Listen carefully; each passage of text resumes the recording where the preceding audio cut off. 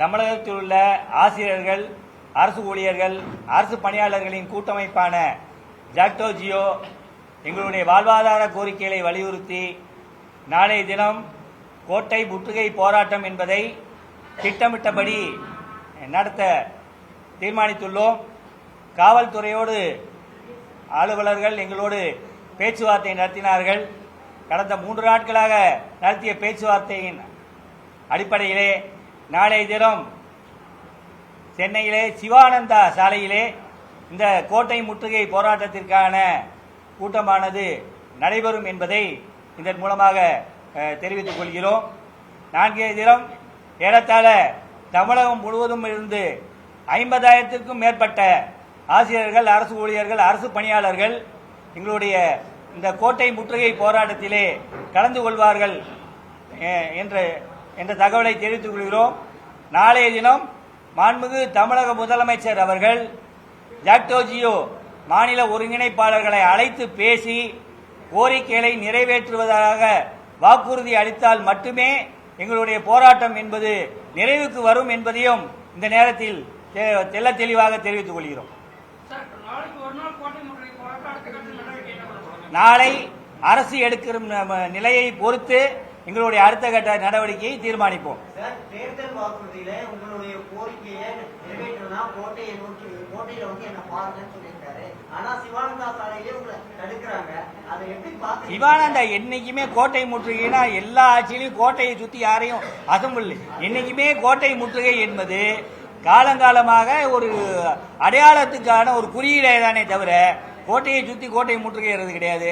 அவர்கள் என்னைக்குமே பிரதிநிதிகளை அழைத்து, எந்த ஆட்சியாளர்கள் இருந்தாலும் பிரதிநிதிகளை அழைத்து முதல்வர்கள் அழைத்து சென்று பேசுவார்கள். எங்களுடைய கோரிக்கைகளுக்கு நீங்க சொன்ன மாதிரி தேர்தல் வாக்குறுதிகளை நாங்கள் கண்டிப்பாக நிறைவேற்றுவோம் என்ற வாக்குறுதி இன்னும் இதுவரைக்கும் முதல்வர் அறிவிக்கவில்லை. நாளை அறிவிக்க வேண்டும் என்று ஜாக்டோ ஜியோ கேட்டுவது.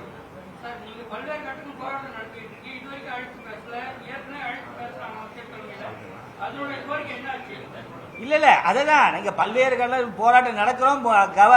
அரசாங்கத்தை அடுத்த கட்டம் வந்து இப்ப கோட்டை முற்றுகை. இன்னும் எங்கள் மீது பாராமுகமாக அரசு இருந்தால் இப்ப அடுத்த கட்ட நடவடிக்கை நாளைக்கு நாங்க பேசிதான் முடிவு பண்ணுவோம். ஜாக்டோ ஜியோ மறுபடியும் கூடி முடிவு பண்ணுவோம். ஜாக்டோ ஜியோவின் சார்பாக 10 அம்ச கோரிக்கைகளை வலியுறுத்தி இந்த அரசு சிபிஎஸ் திட்டத்தை ரத்து செய்ய வேண்டும் என்பதை முதன்மை கோரிக்கையாக வைத்து இப்ப போராட்டத்தை அறிவிச்சிருக்கிறோம். இங்க அவர் சகோதரர் கேட்ட மாதிரி இந்த அரசு இதுவரை போராடிக்கிட்டு இருக்கீங்களா? ஒரு 10 ஆண்டு காலம் ஒரு அரசு இருந்தது, எங்களை அழைத்து பேசாத ஒரு அரசு. இந்த அரசு எங்களை அழைத்து பேசுகிறது. ரெண்டுக்கு வித்தியாசம் தான். அப்ப எங்களுடைய மென்மையான போக்கே கிடையாது ஜாக்டோ ஜியோக்கு. இல்ல இந்த 3 அமைச்சர்கள் நாங்க கோட்டையை நோக்கி பேரணின்னு சொன்னப்ப எங்களை அழைச்சு பேசினாங்க. அவர்களுடைய வாக்குறுதியை ஏற்றோம்னாங்க. இப்ப நீங்க அழைச்சு பேசாதவங்க எடுத்து போராட்டம் நடத்துறது வேற. இப்ப எங்களை அழைத்து பேசுகிறார்கள், அதற்கு மரியாதை கொடுத்தோம். முதலமைச்சர் நிச்சயமாக, ஏன்னா கடந்த ஆட்சிக்கும் இந்த ஆட்சிக்கும் என்ன வித்தியாசம்னா, இவர்கள் எதிர்க்கட்சியாக இருந்த பொழுது எங்களுடைய கோரிக்கைகளை நிறைவேற்றுவதாக தேர்தல் வாக்குறுதியிலே தெரிவித்திருக்கிறார்கள். அதை நம்பினா 3 அமைச்சர்களை கோட்டை நோக்கி பேரணிக்கிற பொழுது முதலமைச்சர் அவர்கள் அழைத்து பேசினார்கள். தொடக்க கல்வி ஆசிரியர்கள் போராட்டம் நடத்தினப்ப கூட அமைச்சர் அழைத்து பேசி பிரச்சனை தீர்ப்பதாக சொன்னார்கள். அது நிச்சயமாக பிரச்சனையை தீர்ப்பார்கள் என்று நம்பி இருக்கிறோம். அப்படி தீர்க்கவில்லை என்றால் எங்களுடைய கோட்டை முற்றுகை போராட்டம் இங்கே பல்லாயிரக்கணக்கான ஆசிரியர்கள், அரசு அரசு பணியாளர்கள் திரட்டி மிக எழுச்சியாக நடைபெறும். அதில் எங்களை முதலமைச்சர் அழைத்து பேசி குறைந்தபட்சம் எங்களுடைய ஜாக்டோ ஜியோனுடைய பிரதிநிதிகளை அழைத்து பேசி அந்த பிரச்சனைகளுக்கு தீர்வு காண வேண்டும். சிபிஎஸ் திட்டத்தை ரத்து செய்யக்கூடிய வாக்குறுதியை தமிழக முதல்வர் அளிக்க வேண்டும் என்பதுதான் எங்களுடைய மிக முக்கியமான கோரிக்கை.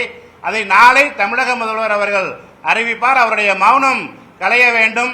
முதலமைச்சருடைய வார்த்தைகள் நிறைவேற்றப்பட வேண்டும். அந்த தேர்தல் வாக்குறுதியில் சொல்லப்பட்ட அத்தனை கோரிக்கை நிறைவேற்றப்பட வேண்டும் என்பதுதான் ஜாக்டோ ஜியோனுடைய முதன்மையான கோரிக்கை. அதை நோக்கி தான் ஜாக்டோ ஜியோ சென்று கொண்டிருக்கிறது. அதே போல மத்திய அரசுக்கு இணையான ஊதியம் இல்லாமல் மிக கடுமையாக பாதிக்கப்பட்டிருக்கக்கூடிய இடைநிலை ஆசிரியர்கள், முதுகலை ஆசிரியர்கள், அதே போல தொகுப்பதியம் மதிப்பதியம் பெறக்கூடிய சத்துணவு ஊழியர்கள் உள்ளிட்ட கிராமப்புற நூலகர்கள் உள்ளிட்ட பல்வேறு பிரிவினர்களுக்கு ஒரு வரையறுக்கப்பட்ட காலமுறை ஊதியத்தை வழங்க வேண்டும் என்பது உள்ளிட்ட பல்வேறு கோரிக்கைகளை வலியுறுத்தியிருக்கிறோம். தமிழ்நாடு முழுவதும் ஆசிரியர்கள், அரசு ஊழியர்கள், அரசு பணியாளர்கள் திரண்டெழுந்து வந்து கொண்டிருக்கிறார்கள். அது எங்களுடைய மென்மையான போக்கு இந்த அரசின் மீதான பார்வை மாறி இருக்கிறது. அடுத்ததாக இந்த அரசு நிறைவேற்றாவிட்டால் கடுமையான அடுத்த கட்ட போராட்ட நடவடிக்கைகளை ஜாக்டோ ஜியோ கூடி அறிவிக்கும். இடைநிலை ஆசிரியர்களாக இருந்தாலும் சரி, ஏற்கனவே பல்வேறு குழுக்களை நியமிச்சிருக்காங்க. அந்த குழுவால ஏதாவது பயனடைஞ்சிருக்கீங்களா? இது மாதிரி உங்களுக்கும் ஒரு குழுவை நியமிச்சு உங்களோட கோரிக்கையை பரிசீலிக்கணும்னு சொல்லுவாங்க. இது எப்படி பாக்குறீங்க? இந்த அரசை பொறுத்தவரை நிச்சயமாக அந்த குழுக்களை எல்லாம் 3 ஆண்டு ஆயிருச்சு. இனிமே ஒரு புதிய குழு அமைச்சு, ஏற்கனவே கடந்த ஆட்சியில் ஒரு குழு அமைச்சாங்க சிபிஎஸ் ரத்து செய்வதற்கான ஒரு ஸ்ரீதர் கமிட்டி தலைமையில. எந்த விதமான பயனும் இல்லை. இந்த அரசு வாக்குறுதி கொடுத்திருக்காங்க, நிச்சயமாக முதல்வர் அதை நிறைவேற்றுவார் நம்புறோம். அந்த கமிட்டி எல்லாம் அமைச்சு காலம் கடத்துவதற்கான வாய்ப்பு இனி இந்த அரசுக்கு ஜாக்டோ ஜியோ தருவதாக இல்லை என்ற அந்த செய்தியை மட்டும் சொல்லிக்கிறோம். மென்மையான போக்க ரொம்ப இந்த அரசுக்கு கரிசனமா இருக்குன்னு நாங்க பாக்குறோம். நான் அதை ஏற்கனவே சொல்லிட்டாங்க. அதான் சொல்லிட்டோம். நீங்க மென்மையா நினைக்கிறீங்க. போன கவர்மெண்ட்லயே பாருங்க, 7.5 வருஷத்துக்கு பிறகுதான் போராட்டத்துக்கு வந்தவங்க. நீங்க மென்மைன்னு நினைக்கிறீங்க. நாங்க கலை யதார்த்தத்தை பொறுத்து தான் நாங்க போராட்டத்தில் இறங்குறோம். தமிழ்நாட்டை பொறுத்தளவை ஜாக்டோ ஜியோ அமைப்பு கடந்த ஆட்சியிலும் மிகப்பெரிய போராட்டங்களை நடத்தியது. இந்த ஆட்சி வந்த பிறகு இன்றைய முதல்வர், அன்றைய எதிர்க்கட்சி தலைவர், நாங்கள் ஆட்சிக்கு வந்தால் அனைத்து கோரிக்கைகளையும் கண்டிப்பாக நிறைவேற்றுவோம் என்று உறுதியளித்தார். தேர்தல் வாக்குறுதிகளை அனைத்தும் இணைத்திருந்தார். கடந்த 30 மாதங்கள் முடிந்த பின்பும் முதல்வர் இதுவரை எங்களுடைய ஜாக்டோ ஜியோ கோரிக்கையை எதையும் நிறைவேற்றவில்லை என்பதை இங்கே பதிவு செய்ய கடமைப்பட்டிருக்கிறோம். மிக அழகாக ஒரு கேள்வி கேட்டாங்க. நாங்கள் கடந்த 30 மாதமாக ஏமாற்றப்பட்டுக் கொண்டிருக்கிறோம்.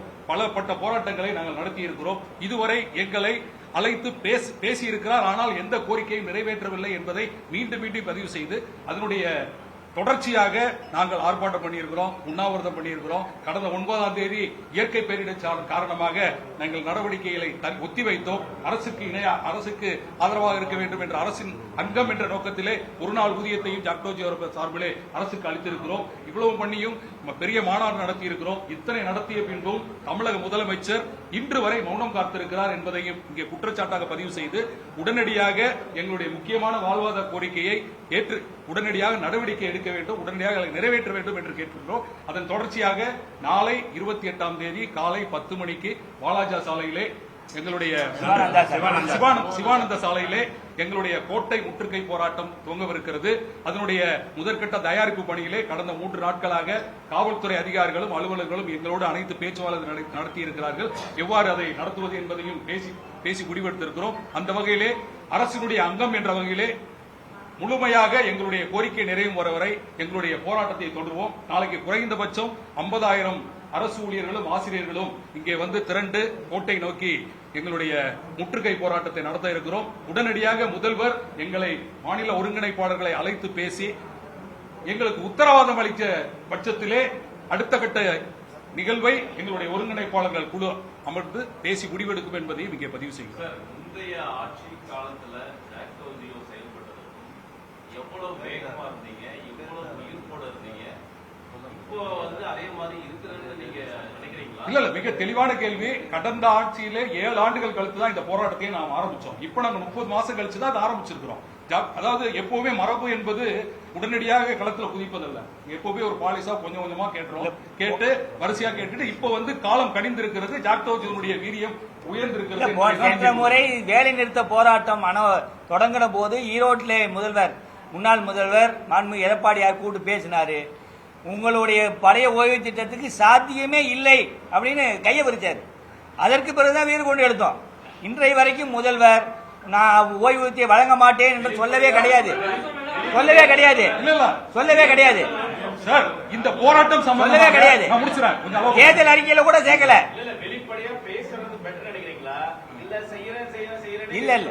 இல்ல வாக்குறுதியை தெளிவா நீங்க சொல்லணும், நிறைவேற்ற முடியும் முடியாதுன்னு. அதுதான் சொல்றோம். இல்ல நிறைவேற்றுறீங்கன்னா காலக்கெடு. நீங்க அடுத்த தேர்தல் 26 வரைக்கும் நாங்க பொறுத்திருக்க மாட்டோம். காலக்கெடு குறைந்த காலத்துல இதுக்குள்ள நிறைவேற்றுவேன். 26 கிடையாது, அதற்கு முன்னாடி. அவர் முடியவே முடியாதுன்ட்டாரு.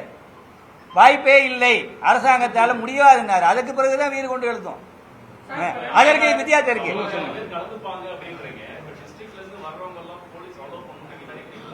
இல்ல பொது போக்குவரத்துல வர்றவங்களை அவங்க தடுக்க முடியாதுல. அப்படி தடுத்தாங்கன்னா இன்னும் போராட்டம் தீவிரப்படும். அப்படி அந்த வேலையை காவல்துறை செய்யாது என்று நம்புறோம். போன முறை அந்த வேலையை செஞ்சாங்க. எல்லா டோல்கேட்லயும் மடக்குனாங்க, வரவிடாம செஞ்சாங்க. இந்த முறை அந்த வேலையை செய்ய மாட்டாங்கன்னு என்று எதிர்பார்க்கிறோம். காவல்துறை மேலே எங்களுக்கு ஒரு நல்ல அபிப்பிராயம் இருக்கிறது. நாங்கள் இந்த கடந்த 3 நாளில் அவளோட நடந்த பேச்சுவார்த்தையை வச்சு சொல்றோம்.